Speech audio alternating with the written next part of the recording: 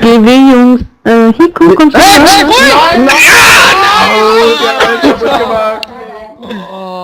Wir waren gerade die Geschichte von dem kleinen Cosplay da am erzählen. Hanna, kannst du bitte nächstes Mal warnen, bevor du vorbeikommst? Wir erzählen hier unsere Lagerfeuer-Geschichten, ey, und du machst hier so eine Scheiße. Also früher, ja, um nicht zu sagen vor ein paar Minuten, also für mich ist es früher, weil es die Vergangenheit ist, und die Mysteriosität der Sache wird bewahrt. Jetzt werde ich von meinem Vater unterbrochen. Ja, bitte. Okay, ey, was soll die ganze Aufnahme? Was Hanna, dann meine Familie interessieren. Okay, dann machen wir. Naja. Aber egal, es ist eigentlich egal. Auf jeden Fall wurde irgendjemand verschollen, weil er zu viele WCs gekriegt hat.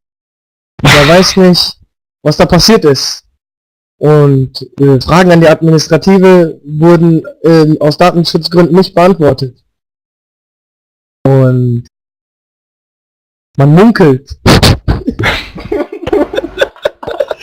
Man munkelt, da könnte irgendetwas passiert sein. Echt? Nee. Erzähl weiter. Wir wollen auch keine Namen nennen, Jungs. Ja? Da dieses Video wahrscheinlich im Forum gepostet wird, wollen wir keine Namen nennen.